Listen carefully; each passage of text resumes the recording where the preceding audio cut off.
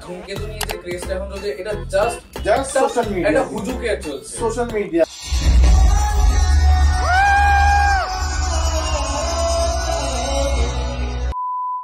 Blockbuster দেব শুভশ্রী গুলিমা সিনেমাটা কেমন হবে বল?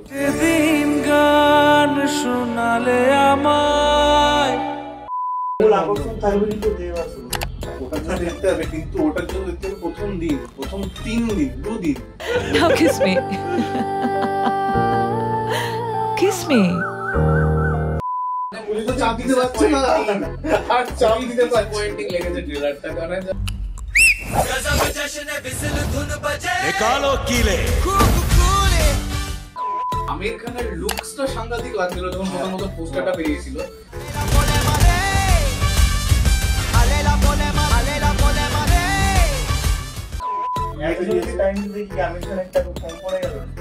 ভাব এতদিকে টাইম থেকে রাজনীকার না কম পড়ে যায়। सुपर যেটা ওয়ার্কিং ক্ষেত্রে সিং এনটিআর ঠিক প্রথম দিন, তারপরে আর কিছু, তারপরে সিনেমা বলো।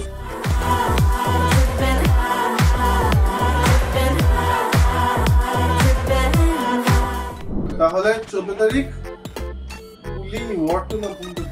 এটা খুব কঠিন চয়েসের মধ্যে সব আপাতত বাঙালি মানে পড়ে গেছে, মানে দুটো অ্যাকশন সিকোয়েন্স করা সিনেমা বেরোচ্ছিল, এমনি ডিসাইড করা ছিল না কি দেখতে যাওয়া যায়, 1 2 নাকি কুলি।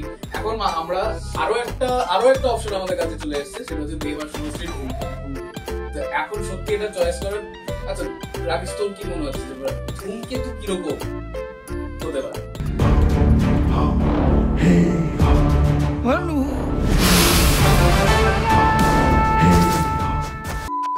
কিন্তু আমার তো মনে হচ্ছে ধরুন হবে ব্লকবাস্টার, মানে অনেকদিন পর দেব আর শুভশ্রী। ব্লকবাস্টার দেব শুভশ্রী গুলিমা সিনেমাটা কেমন হবে বল? সিনেমাটা আমার মনে হচ্ছে ভালোই হবে, কারণ দেবের যেহেতু বলছে 10 বছর আগে থেকে প্রিপেয়ার করেছিল এবং অনেকদিন ধরে সিনেমাটা রিলিজ করছিল না, তবে দর্শকদের মধ্যে কিন্তু একটা উত্তেজনা আছে, ওই জন্য মনে হচ্ছে একটা বিষয়। আমার তো মনে হচ্ছে 2015 সিনেমা, এটা 2015 সিনেমা 2025 রিলিজ করছে, সোরাম এক্সপেকটেশনই দেখতে হবে। এবার ট্রেলারটা ভালো, এখন ট্রেলারটা খুব ভালো লেগেছে। এখন আমার যেটা বক্তব্য, আমার মাথাতে রয়েছিল এটা কৌশিক গাঙ্গুলির সিনেমা। কৌশিক গাঙ্গুলি আমরা জানি যে প্রথম থেকে একটা অন্য ঘরানার একটা আর্ট ফিল্ম টাইপের এবং কমার্শিয়ালের ক্ষেত্রেও যখন উনি সিনেমা করেছেন সেগুলো কিন্তু একটি অন্য ধারার সিনেমা হয়েছে। দেব আর শুভশ্রী প্রথম থেকে যে ধরনের সিনেমা করে এসছে, কৌশিক গাঙ্গুলি কিন্তু সেই রকম সিনেমা তখন করেন না, কিন্তু তা সত্ত্বেও দেব আর শুভশ্রীকে তিনি নিয়েছিলেন এবং এটা দেবের যে প্রোডাকশন, দেব এন্টারটেইনমেন্ট ভেঞ্চার্স, সেটার একদম প্রথম দিকের এটা একটা সিনেমা। তো সেক্ষেত্রে এটার একটা ইন্টারেস্টিং পয়েন্ট এটা হতে পারে যে কৌশিক গাঙ্গুলির কিরকম গল্প রাখতে চেয়েছেন এবং দেব অ্যাজ এ প্রোডিউসার কিরকম ভাবে। দেব অ্যাজ এ প্রোডিউসার অন্য ধারার cinema, Dev as a actor মূল আকর্ষণ থাকবে কিন্তু দেব আছে, ওটার জন্যই লোকে দেখতে যাবে।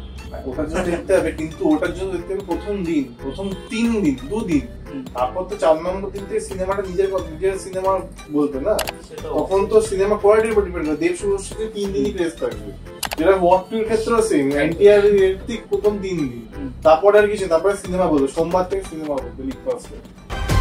India first, India first. আর পুলি তো ধামাটা পুলি মানে পুলি তো চাপ দিতে পারছে না, আর চাপ দিতে পারছে। পয়েন্টিং লেগেছে ট্রেলারটা, কারণ যেন মনে হতো গোটা সিনেমাটাই বলতে গেলে দেখিয়ে দেওয়া হয়েছে ট্রেলার। গল্পটা মনে হচ্ছে আমি হেভি খুশি হয়েছি পুলিশ যেটা ডিসঅ্যাপয়েন্ট করে, আর মনে হচ্ছে পুলিশ ডিসঅ্যাপয়েন্ট করবে। ऐसा क्यों लग रहा है कि मैंने तुम्हें पहले कहीं देखा है? আমির খানের লুকসটা সাংঘাতিক লাগছিল যখন প্রথমত পোস্টারটা বেরিয়েছিল, তারপর যখন জানা যাচ্ছে যে সাংঘাতিক লাগছে, তো ওই দৃশ্যটা যেটা ডিসঅ্যাপয়েন্টিং আমাদের বিশ্বাস করতে হবে, ওনা তো মেরেই দেবে আমির খান। কারণ খুবই সামান্য, খুবই অল্প টাইমে এটা কনফার্ম করেছে সম্ভবত আমির খান নিজে, 15 মিনিট মতো থাকবে, যে হয়তো 15 মিনিটের মতো হয়তো স্ক্রিন লাস্ট সিন, এটা খুবই ডিসঅ্যাপয়েন্টিং একটা জায়গা আমার মতে। রজনীকান্তের কেমন লাগে? রজনীকান্তকে এখানে আলাদা কিছু লাগে, অনেক ডাউন লেগে কোনো চেঞ্জ আমার লাগে, জেলার থেকে শুরু করে ওই সময় রেকর্ডা লেগে অলমোস্ট সেম, একই রকম। কোনো নতুনত্ব নেই বা আলাদা কিছু। সিনেমাটা ঘিরে দিয়েছে এত কিছু হ্যাঁ সবাই আমি থেকে বলছি কাউন্ট করে, তামিল থেকে রজনীকান্ত লিড, তেলেগু থেকে নাগার্জুন, কানাডা সিনেমা থেকে উপেন্দ্র বলে একজন অভিনেতা আছে, হিন্দি থেকে আমির খান, মালায়ালাম থেকে বল শোভিন সাহিব যে মঞ্জুমল বয়সে ছিল, আর মিসলেনিয়াস ইন্ডাস্ট্রি থেকে সব ইন্ডাস্ট্রি কাজ করছে, মেইনলি তামিল সিনেমা ইন্ডাস্ট্রি কাজ করছে। সবকটা থেকে একটা নিউজ, তারা সবকটা থেকে অডিয়েন্স এক্সপেক্ট করছে, কিন্তু সবকটা একটা স্পেস দিতে হবে, তার জন্য সিনেমায় স্পেস দিতে হবে। আর অডিয়েন্স ভাববে যে আমি উপেন্দ্রকে দেখবো, ও বলবে আমি নাগার্জুনকে দেখবো, আমি রজনীকান্তকে দেখবো, আমি আমির খানকে দেখবো, হয়ে গেছে। টাইম দিতে কি আমির খান একটা কম পড়ে গেল? ভাব এত যদি টাইম দিকে রজনীকান্ত না কম পড়ে যায়, রজনীকান্ত কম পড়ে গেলেই হয়ে গেল ওখানে শেষ। মেইন টার্গেট তামিলের, ওরা ওর সাথে পুলিশের ওয়ার্ডে কোনো কম্পিটিশনই নেই, কিন্তু পুলিশ বই তো পাবে না নর্থে, কলকাতায় থেকে হয়তো কম শো বা আর্ট ডিভিতে দেখতে হবে কি সেটা, তাও বা যদিও পেতো ইনিশিয়াল রিঅ্যাকশন যা আসছে অডিয়েন্সের থেকে, হল মালিকরা এই রিস্কটা হয়তো তেমন নেবেই। আর নর্থের অডিয়েন্স এই ট্রেলার পছন্দই হবে না। হ্যাঁ এটা নর্থের অডিয়েন্স এক্সপেক্ট তবে কিন্তু বেশি মাতামাতি হচ্ছে কিন্তু ওয়ার্ড টু, তার মানে আমরা কি ট্রেলারে এগিয়ে আছে, কম্পিটিশনে এখন শুধুমাত্র ওয়ার্ড টু রয়েছে আর বাংলায় ধূমকেতু রয়েছে। দেখবো তিনটাই, কিন্তু আমি তো ফার্স্ট চয়েস করে রেখে দিয়েছি, তাও ধূমকেতু দেব আমার ফেভারিট।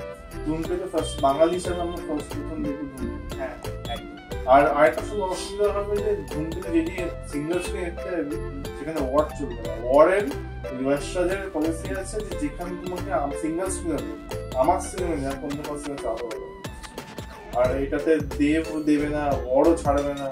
বাংলার কাছে তো বাঙালি সেন্টিমেন্ট দিয়ে চাপে রয়েছে, দা সেন্টিমেন্ট না অডিয়েন্স সেন্টিমেন্ট এখানে তো রয়েছে।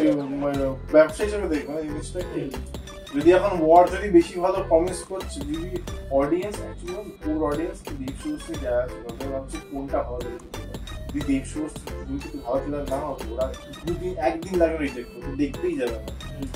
মানুষের না কোভিড এর পরে 2020 মানুষের টাকা অনেক শান্তি আছে, ওরা যে সিনেমা হলে দেখতে যাবো সিনেমাটা, ওটা একটা মানে একটা লাক্সারি বড় ব্যাপার, কারণ সবই আমরা এখন ওটিটি তে এসে নস্টালজি মানে এক্সিস্ট করে না। দেব শুভশ্রী ধূমকেতু ভালো সিনেমা হতে ভালো হওয়ার, তাহলে তুই বলছিস যে ধূমকেতু নিয়ে যে ক্রেজটা এখন চলছে এটা জাস্ট সোশ্যাল মিডিয়া, এটা হুজুকে চলছে সোশ্যাল মিডিয়া। এখনো সিনেমা রিলিজ করতে 8টা দিন বাকি, 8 দিনের মধ্যে মনে হয় দেব শুভশ্রী যা আসবে 14 তারিখ সিনেমার কথা বলবে, সিনেমা বাজে হলে সিনেমা চলবে না, এটা হচ্ছে ট্রেলার লঞ্চের সময় যে আমরা দেখলাম দেব আর শুভশ্রীর মধ্যে যে কথোপকথন গুলো হলো, এটা কি সম্পূর্ণ মেকি? এটা তো সম্পূর্ণ মেকি। আর এই যে হুজুরটা কি নিয়ে হচ্ছে, ধূমকেতুর কথা নাম শুনেছিল, ধূমকেতুর নাম করে শুনবি, ধূমকেতু সিনেমা আছে জানিস? অনেকে কিন্তু জানতো, অনেকে কিন্তু, কারণ ওই 10 বছর আগেও ওই বুড়ো বয়সের লুকটা, দেবের ওই লুকটা কিন্তু খুব ভাইরাল হয়েছিল এবং ওইটাই স্টিক করে গেছে। আমি তাকে বলছি আমার মনে ছিল না, তোদের বন্ধুদের মধ্যে 90% যে হোয়াটসঅ্যাপ স্টোরিতে ফেসবুকে দেব শুভশ্রী ছবি পোস্ট করেছে, ওরা দেব শুভশ্রী ছবি পোস্ট করেছে দেব শুভশ্রী আছে বলে। 70% মানুষ এখন জানে না যে দেব শুভশ্রী ধূমকেতু চলবে কাজ, সিনেমা কোথায় চলে গেছে, সিনেমাকে ছাড়িয়ে গেছে দেব শুভশ্রী একদম। তো এটাই সবচেয়ে দুঃখজনক বিষয় যে কতজন জানে যে ধূমকেতু আসছে, দেবের রঘু টাকাতে আসছে অনেকের জন জানে,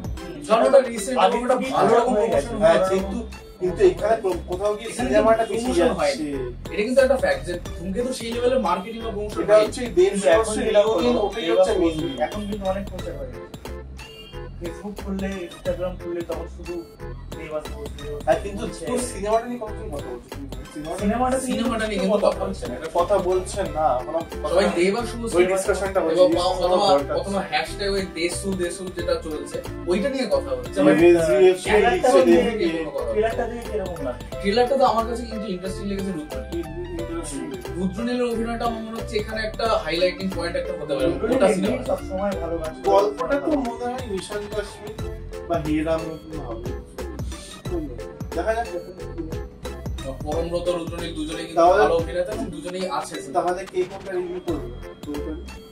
আমি তাহলে পুলিশ, আমি তো ওয়াচ।